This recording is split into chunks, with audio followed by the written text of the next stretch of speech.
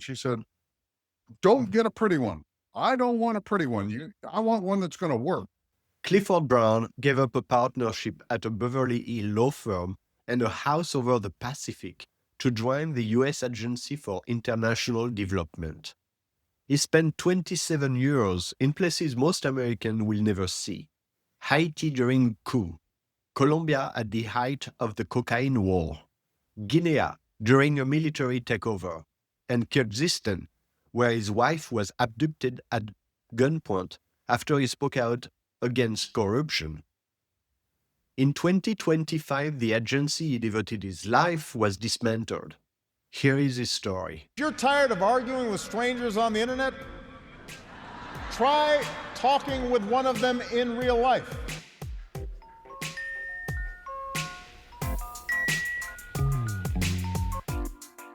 Welcome to Back in America, the podcast.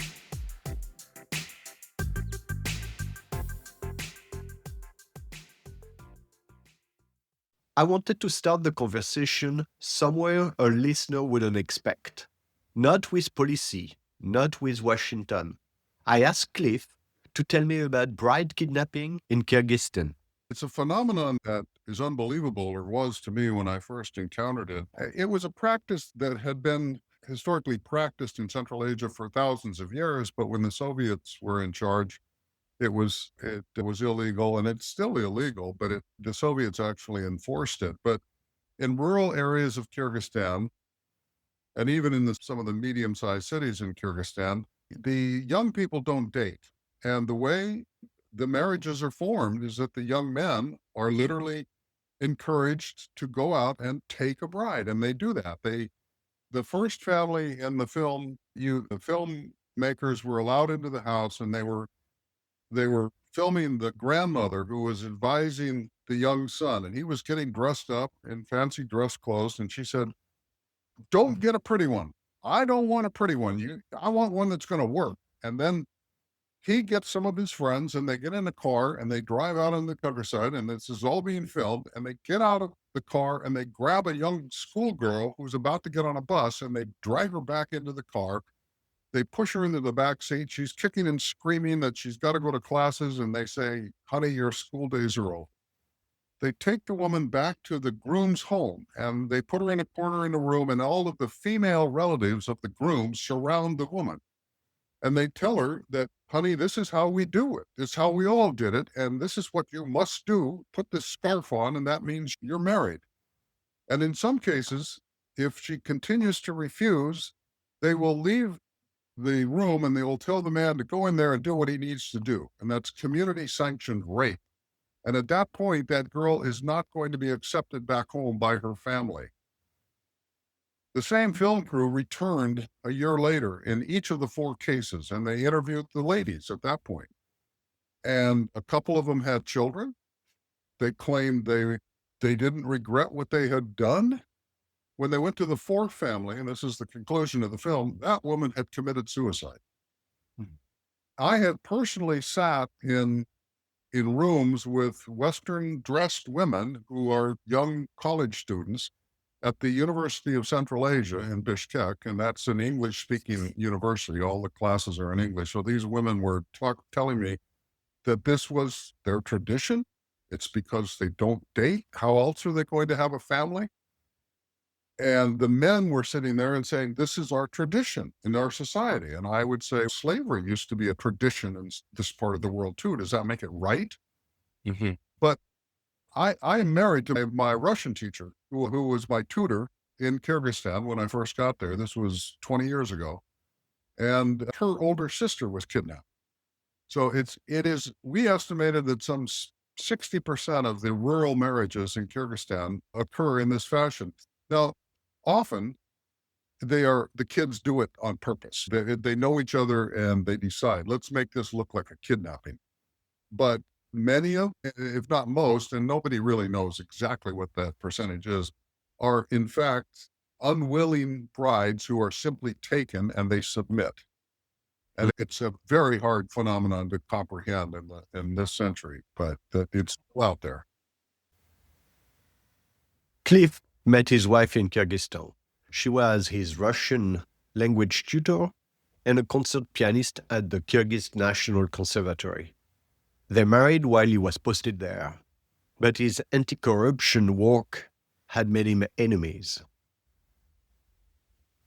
I was outspoken about high-level corruption in Kyrgyzstan. I knew a lot of details about people in the Department of Ministry who were basically on the take. They were using their position to look the other way when electricity was smuggled north into Kazakhstan. And you can imagine that electricity can be smuggled, especially when you have transmission systems that were built before there were even borders that meant anything. People were making enormous salaries under the table by smuggling electricity, and I knew about it. I knew a lot of the details about high-level corruption, and I was talking to other donors about it. I told the World Bank about it. I told the IMF about it. And at some point, I came later to realize that my meetings or my phone calls had been monitored.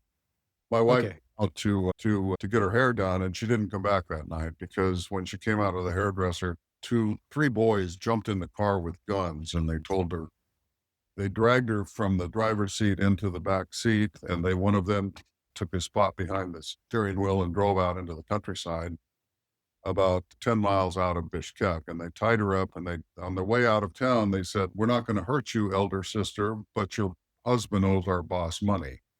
And nobody ever asked me for money. I didn't know anybody, anything. I get a phone call late in the evening. I was pacing it back and forth at home, wondering where she is. And I get a phone call, and it's her. And she says, "Call Jared." She said, "I've had an accident."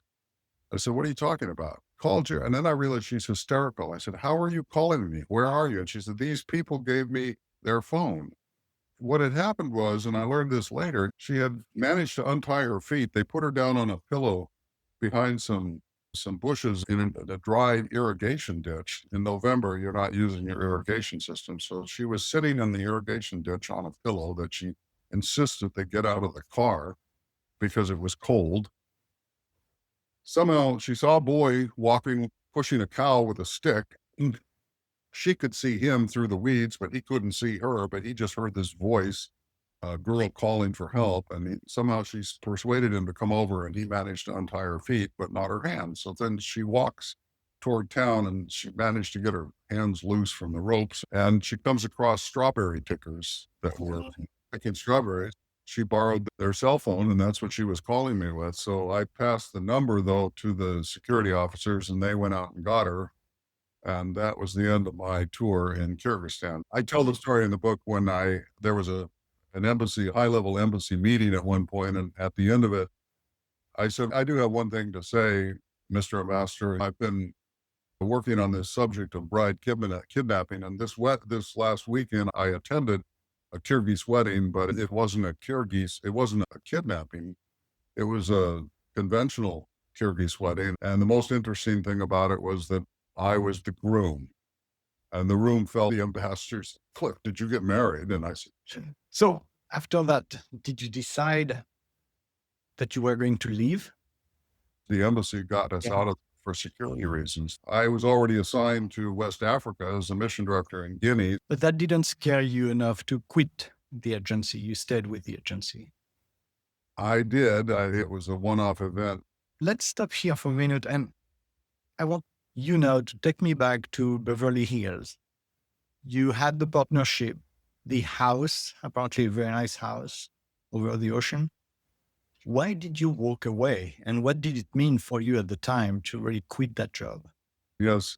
I was never really fully enamored of business law. I got bought off every year. They would pay me enough that, geez, I better keep doing this. I was working on a big case, and that case was all consuming. It took most of my time for about 3 years, and I was constantly traveling back and forth to Houston and LA, or to New Orleans and LA.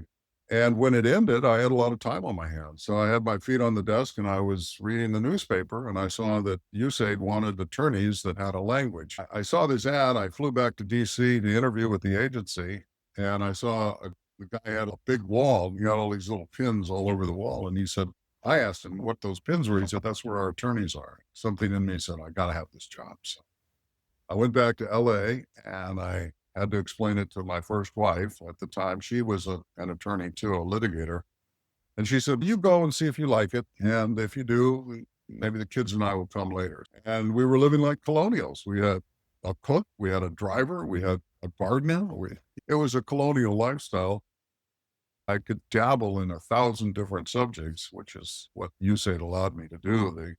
They were involved. We didn't talk about what USAID does. Most people understand that it was a humanitarian organization, that it responded to disasters and whatnot. But what they don't realize is we did everything else that falls inside the realm of, on one hand, you have military responses, and on the other hand, you have pure diplomacy, which is essentially gathering information and passing information back and forth. But everything else that the US government wanted to do overseas, they used USAID as the principal tool to do it. And so that meant, for instance, if the Soviet Union fell apart and you needed people to train accountants or write new commercial laws, that was USAID. We hired people to do that. If environmentalists wanted to set up a corridor of national parks that are contiguous in Central America, it was USAID. We got the governments together to do that, we negotiated that.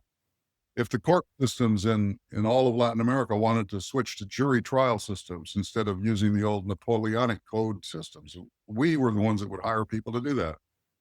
You make it sound super easy. Leaving your job as a lawyer in LA and moving to wherever that position sent you.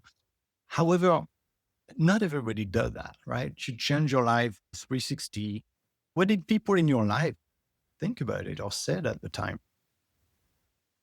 I think they understood. They knew that my heart really wasn't in commercial law. Did it for almost 12 years. I was a partner in the firm, but it was not what I really wanted to do. I use this phrase almost jokingly, but there's a bit of seriousness to it. I felt like I was a mental prostitute. I had to think about somebody else's problem as an attorney, and it wasn't my problem, and I didn't want to think about it. And the only reason I was thinking about it is they were paying us to get me to think about it. And the international development field, on the other hand, was a topic that I enjoyed thinking about. So most Americans have no idea what USAID actually is or did, because it's no longer. Can you pick one project for me and walk me through it from the beginning? We had a project in Honduras with the expertise to grow onions on a small experimental plot up in the mountains in Honduras. And when they harvested those onions, it was at a time when onions are not being harvested here in the US, and they shipped them in a container to Miami. And they discovered, to their pleasant surprise, that they could do this, and then they could do it and make money doing it. So they taught more farmers how to do this, and they continued to facilitate these shipments until the farmers learned how to do it themselves.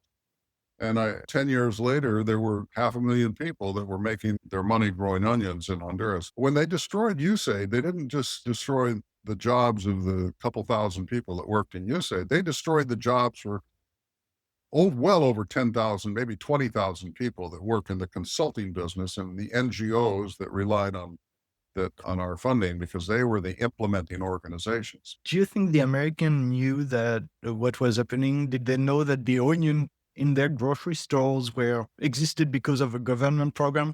No. And, there's a reason for that.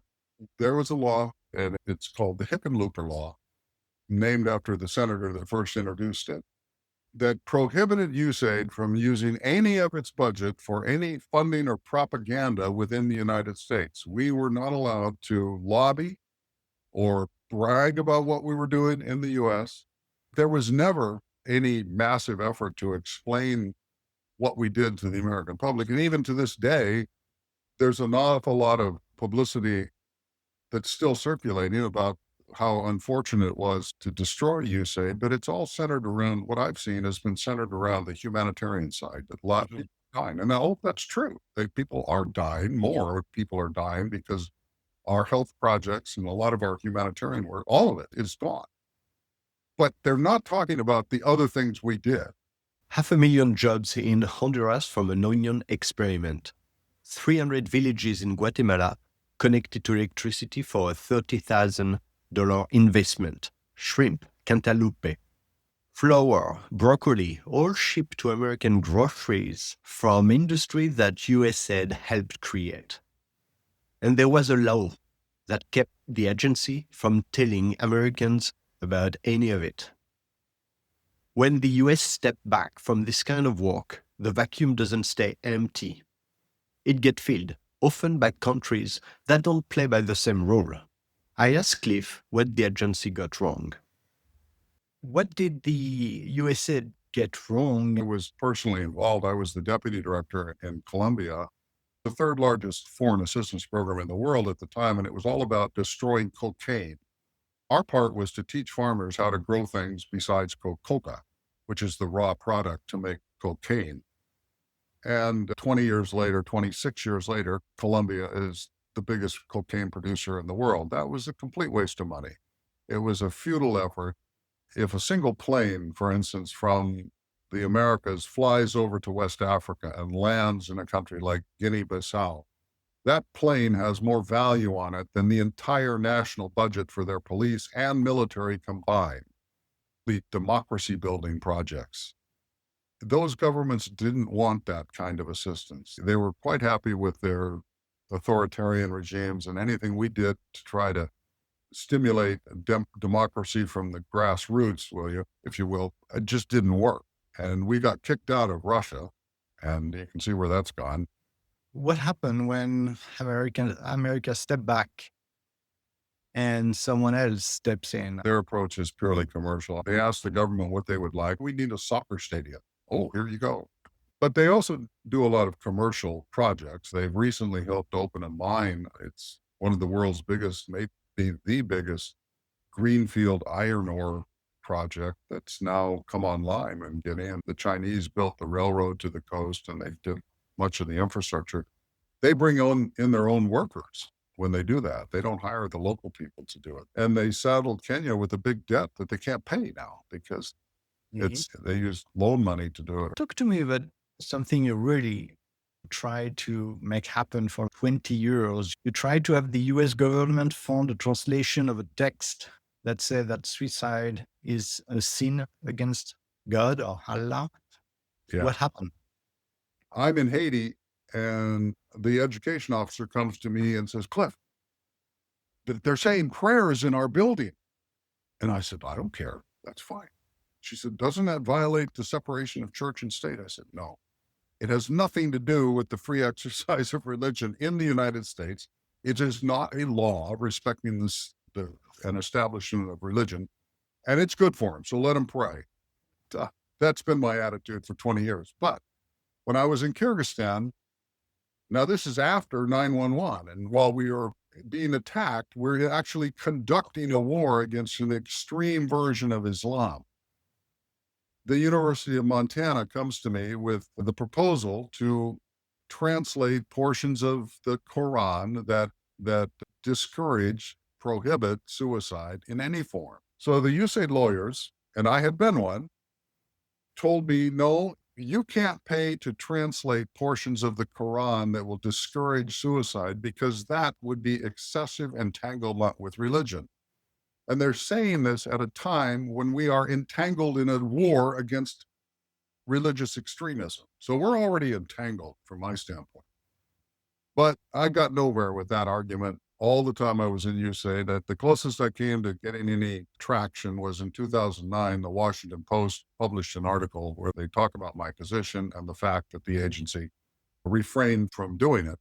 So we have this absurd situation now that it's considered legal to pick up a gun that the U.S. Army got with government funding, and you can shoot somebody, but you can't argue with them about their mistaken interpretation, which I think Wahhabism is. It's a mistaken interpretation of Islam, and it's what has inspired much of this Islamic terrorism that we've been fighting for over 25 years. Did you ever come close to winning that argument? No, not with. I do know that the U.S. Army has a more enlightened attitude about it. I have been told that in Afghanistan and or Iraq, there were military units that were allowed even to reconstruct or repair a mosque. So nobody had a problem with that. So I don't know why the use of the foreign aid, the program that we managed. Do you think it would have made a difference if you had won the argument and if you had been able to use that version of the Quran or that translation? I think it could make a difference if we and other donors tried deliberately to stimulate a debate with public money about within Islam about the extreme version of it and whether it is consistent with their faith. I think we can provide all the infrastructure and other assistance, but if we don't start changing minds within the extreme version of Islam, then I think that will not be the most effective way to resist the terrorism and to accomplish what we're trying to accomplish. On January 20th, 2025, President Trump signed an executive order pausing nearly all foreign aid. By early February, USAID headquarters were closed, the website went dark, and most employees were placed on administrative leave. On July 1st, USAID officially ceased to exist. More than 80% of its programs were terminated. A study published by The Lancet projected that the cut could lead to 14 million preventable deaths by 2030. When the website went down in February 2025, what was the first thing that you felt? Not what you thought, but really what you felt. Sadness. It was the equivalent of burning up the library at Alexandria. I mean, we had 60 years of project data. I hope that data is out there somewhere, and I hope it can be restored at some point. But for the time being, a lot of people that would otherwise use it for their research are not able to see it. But more than that, what I felt was just sadness for all of my friends and colleagues that were out of work. There were people that had worked for 18, 19 years that had 1 year to go before they could retire. And all of a sudden their pension's gone. I know personally people that are forced into very different careers now. I had a woman who worked for me in Kyrgyzstan. She had 20 years with the US government. So they gave her a green card for her and her children. She's a widow. So she came here assuming that she would find work in the international development field. And she comes here with her 3 minor children and she does find work. And 6 months later, it's gone. Now she's scrambling. She's working in a grocery store deli, putting cheese in plastic bags for a fraction of what she could have earned So in the business. you call it destruction. The administration calls it reform. For someone who really genuinely does not know what's right, what is the factual difference? Trump himself apparently believed, or at least says, that USAID was a bunch of crooks, that we were a corrupt organization. He's crazy. That's just not true. It's completely false. The group was some of the most altruistic, high-minded people I've ever known. And most of them could have made far more in the private sector, but they took great satisfaction in working in this field and helping people overseas. It was not a corrupt organization, no more so than any other government agency. There's bad apples in all of them, and we had our share. But to say the entire organization was dedicated to skimming money off from the American public is complete nonsense. As I said before, everything we did was cleared by the State Department, by the executive branch, by Office of Management and Budget, and by Congress. Nothing we did was a secret. And now you can't go back and look at the project records because they're all taken offline. Knowing everything that it cost you, your income, the big salary cut at the start, your safety, your wife's safety, 20 years of you losing the same argument about this translation, watching the entire thing get dismantled, would you still do it again?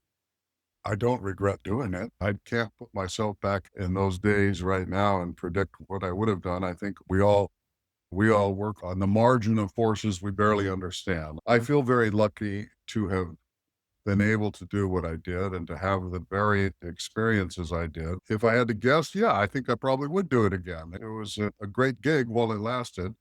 I'm very happy that I worked in the field as long as I did. And do you think Americans care? A lot do, a lot don't. A lot don't know what we did overseas and don't care to learn what we did overseas. Given your career, you've seen America from Bogota, from Bishkek. You've seen what it does when it shows up, as we said. What happened when it walks away? And what is America to you? When it walks away, we simply won't have that much influence anymore. And it makes me sad. I think that in some ways we are becoming like some of the countries that USAID was trying to assist in their own development. What we see happening now is the level of mistrust within our own society is rising. And I think what we don't appreciate is just how fragile the social consensus really is. I was in many places where I was able to see the social consensus fall apart in a very short period of time. And it scares me to think that could happen here, but I don't think it's out of the realm of possibility. If we continue to mistrust ourselves, then I think I can only hope that at some point there will be a change in our administration and a change in our own approach to go back to what we were doing, because it was worth doing. Thank you. Is there anything else you want to add? I just want to thank you for the opportunity, Stan. I think the idea of assisting other countries to develop economically is part of the better angels of humanity, and I welcome any chance to spread that word. So thank you for the chance. Thank you for your time today. Thank you, Cliff. Clifford Brown's book, Inside USAID, An Odyssey of Foreign Assistance, is available now. You can also find his writing at cliffordbrown.substack.com. If you like this conversation, one of the most helpful things you can do is to leave a review. It takes only 30 seconds, and it's how new listeners will find the show. So, go to rate.backinamericas.thepodcast.com and leave a review. Your review will make a real difference. Thank you.